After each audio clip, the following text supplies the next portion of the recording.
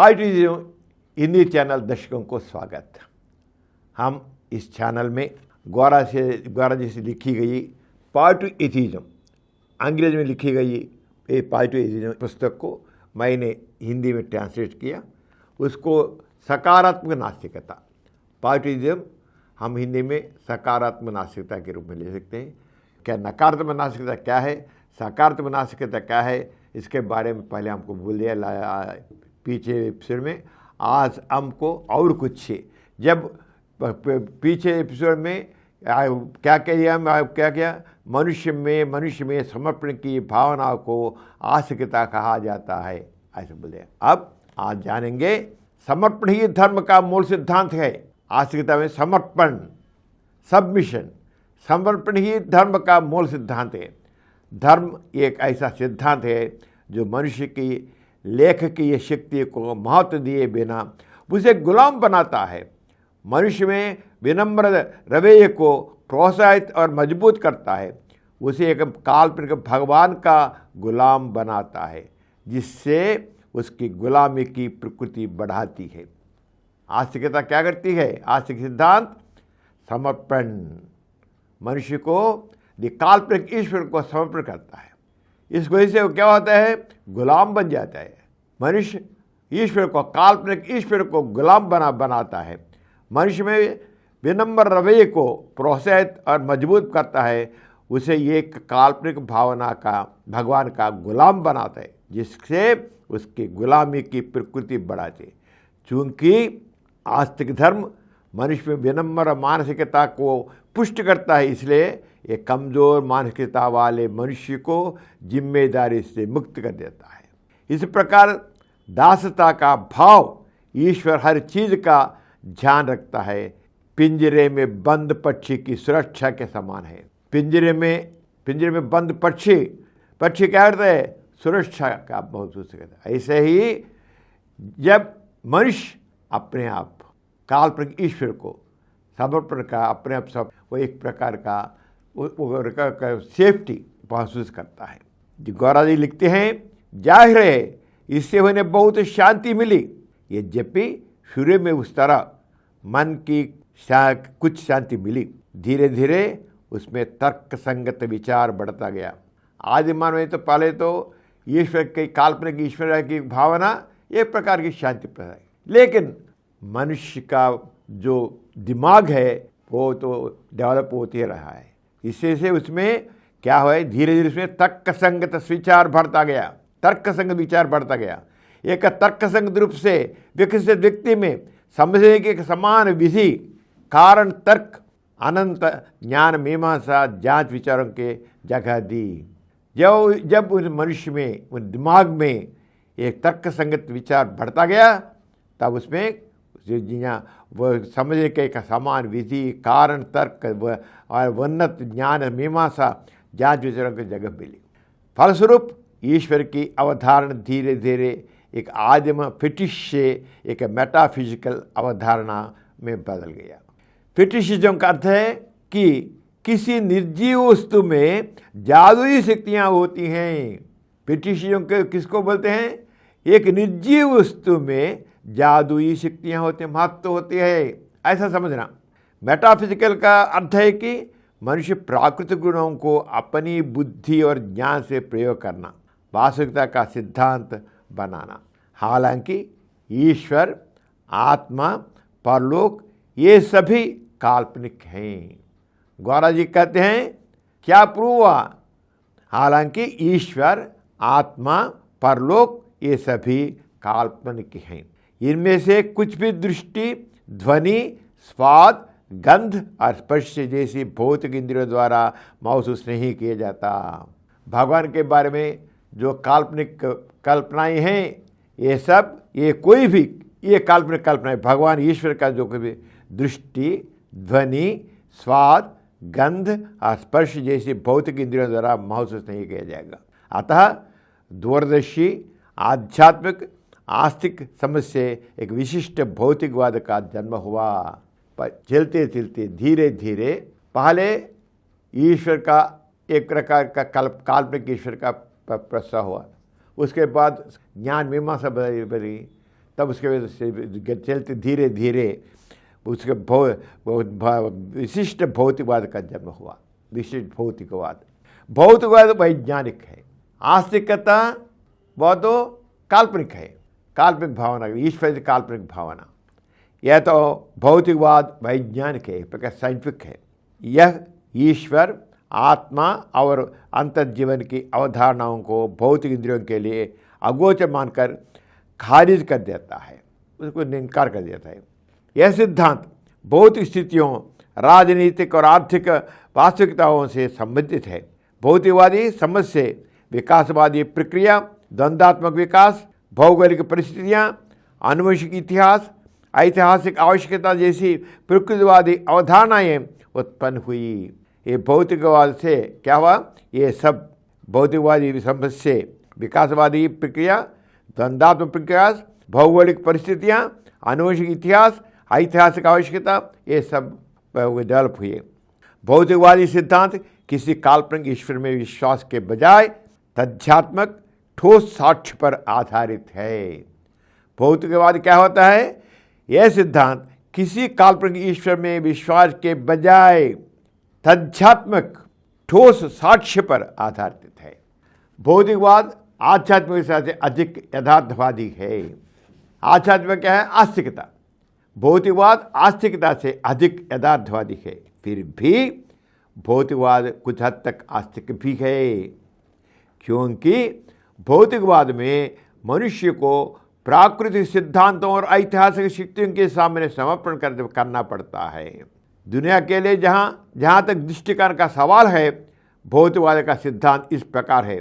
व्यक्तिगत चेतना उनकी लेखकीय शक्ति का निर्धारण नहीं करती है।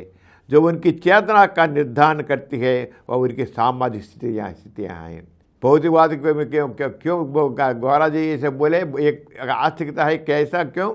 व्यक्तिगत चेतना उनकी लेखकीय शक्ति का निर्धारण नहीं करती है। जो उनकी चेतना का निर्धारण करती है वह उनकी सामाजिक स्थितियाँ हैं। यह अवधारणा धार्मिक अवधारणा से भिन्न नहीं है। आस्तिक अवधारणा से इस प्रकार की भावना भिन्न नहीं है। हे भगवान, देखे कि ये चीज़ें घटित होगी। दिव्य प्रार्थना, वो आस्तिक प्रार्थना करता है। क्या करता है? हे भगवान, देखे कि ये चीज़ें घटित होगी। दो इसको में प्रार्थना होता है, हो जाएगा। ये दो इस दोनों में घटित प्रार्थना है। भौतिकवादी सिद्धांत के व्यक्तिगत लेखन का परिणाम सामाजिक परिस्थितियों पर निर्भर करता है। दोनों ही व्यक्ति के समर्पण का संकेत देते हैं कि उसका परिणाम ईश्वर की कृपा पर निर्भर करता है, जबकि भौतिकवाद मनुष्य की मानसिकता को परिस्थितियों का गुलाम बना बताता है। आस्तिकता परिणाम को भगवान की कृपा की गुलामी के रूप में बताती है। दोनों के बीच एकमात्र अंतर यह है कि आध्यात्मिकता दिव्य है, जबकि भौतिकवाद ईश्वरहीन है। संक्षेप में, भौतिकवाद ईश्वर के बिना आस्तिकता है। भौतिकवाद ईश्वर के बिना ईश्वर से आस्तिक है। वो तो ईश्वर को मानता नहीं, लेकिन उसमें भी समर्पण है। किसको? परिस्थितियों को समर्पण है। ग्वारा जी बोलते हैं किसी को, ह्यूमन बीइंग को, मनुष्य को किसी परिस्थितियों को समर्पण नहीं है। No slave mind, free will. Guevara ji बोलते हैं पॉजिटिव में मनुष्य किसी को, किस परिस्थितियों को, ईश्वर को और किसी को भी वह समर्पण नहीं होता। मनुष्य सर्वस्वतंत्र है, सर्वस्वतंत्र है। ग्वारा जी बोलते हैं नास्तिकता में मनुष्य सर्वस्वतंत्र है। वह किसी को, किसी परिस्थितियों, ईश्वर को या परिस्थितियों को, किसी को भी वह गुलाम नहीं, वह सर्वस्वतंत्र है। Man is supreme, man is supreme, man is master. वह किसी को भी, वह तो गुलाम नहीं, वह तो पॉजिटिविज्म। गुलाम बनना, असंतुष्ट बनना, वह तो आस्तिकता है। फ्री विल, वह तो नास्तिकता है। ग्वारा जी बहुत ठीक बताई। इस प्रकार आस्तिकता मनुष्य को उस चीज की दास्ता देना है जिसे वह अपने से श्रेष्ठ मानता है। यह समर्पण का दृष्टिकोण है, चाहे आध्यात्मिक हो या भौतिक। समर्पण का भावन आस्तिकता। स्लेव माइंड ये आस्तिकता, फ्री विल नास्तिकता। समर्पण वास्तविक जीवन के विपरीत है। वो बोलते हैं what is reality in real life, इन वास्तव जीवन में क्या होता है, पूरा पूरा समर्पण नहीं होता। तो free will we achieve things with only with action. समर्पण वास्तविक जीवन के विपरीत है। समर्पण नेतृत्व शक्ति और पहल की हानि का प्रतीक है। समर्पण निष्क्रियता को जन्म देता है, लेकिन वास्तव में शाश्वत जीवन में अच्छी तरह आराम से जीने के लिए व्यक्ति की शक्ति आवश्यक है। लेकिन वास्तव में जीवन में अच्छी तरह और आराम से जीने के लिए व्यक्ति की शक्ति आवश्यक है। आदि मनुष्य द्वारा कंद खोदना, फलों की कटाई बनाना, जानवर का शिकार करना से लेकर आदि मनुष्य द्वारा फसल उगाना और जानवरों को पालना तक यह केवल मनुष्य की शक्ति से ही संभव हो सका। घर का निर्माण, नगर नियोजन, वह सब कुछ जो जीवन के आरामदायक बनाता है, संसाधनों के उपयोग के प्रयास के बारे में है। अतः ईश्वर और परिस्थिति के प्रति समर्पण वास्तविक जीवन में व्यर्थ है। दिव्य बैठकर अनुकूल परिस्थितियों का इंतजार करने की बजाय अपने अंदर की रचनात्मक को जगाएं और लेखकत्व की शक्ति को तेज करें। सक्रिय कौशल की आवश्यकता है। आस्तिकता मनुष्य की इसकी दुनिया के प्रति समर्पण का प्रतिनिधित्व करती है। नास्तिकता मनुष्य के उसकी दुनिया पर प्रभुत्व का दावा करती है। गौरा जी ठीक तौर पर बताए क्या भाई, आस्तिकता मनुष्य के उसकी दुनिया के प्रति समर्पण का प्रतिनिधित्व करती है। नास्तिकता मनुष्य की उसकी दुनिया पर प्रभुत्व का दावा करती है। जैसे कि नास्तिकता अंग्रेज रूप में नकारात्मक लगती है, लेकिन जीवन की दृष्टि से सकारात्मक है। उत्पत्ति विज्ञान असामान्य प्रथा है। एक नकारात्मक को उसके विपरीत नकारात्मक द्वारा व्यक्त नहीं किया जा सकता। अगर हम अंग्रेजी के शब्द एटम, अम्पैर तो ले तो सकारात्मक द्वारा हर भाषा में ऐसे उदाहरण हैं। मनुष्य किसी चीज़ का गुलाम नहीं है, व्यक्ति सर्वस्वतंत्र है। हर स्वतंत्रता मनुष्य की स्वतंत्रता की भावना को व्यक्त करती है। समर्पण उसके गुलाम स्वभाव को दर्शाता है। प्रेम, घृणा, गुलामी, स्वतंत्रता, विरोधी भावनाएं, गुलामी की भावनाएं, मुक्तिवादी भावनाएं उभयलिंगी मानुष्य स्वभाव में निहित हैं। समर्पण आस्तिक दृष्टिकोण है। स्वतंत्रता एक नास्तिक मनोवृत्ति है। स्वतंत्रता उसकी अभिव्यक्त ही है। प्रामाणिक जीवन के लिए निश्चितता की आवश्यकता होती है। जीवन का सारा व्यवहार सदैव नास्तिकता ही है।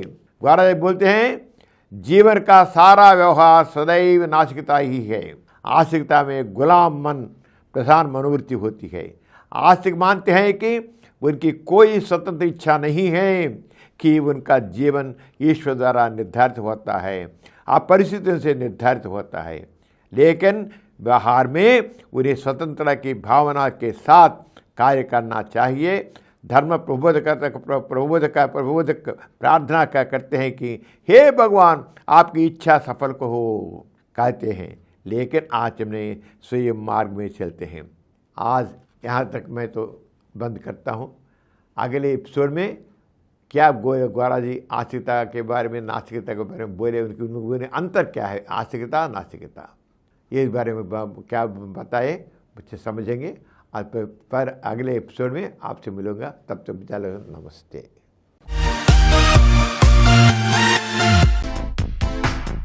और कुछ वीडियो के लिए 20 करोड़ से अधिक व्यूज प्राप्त किया।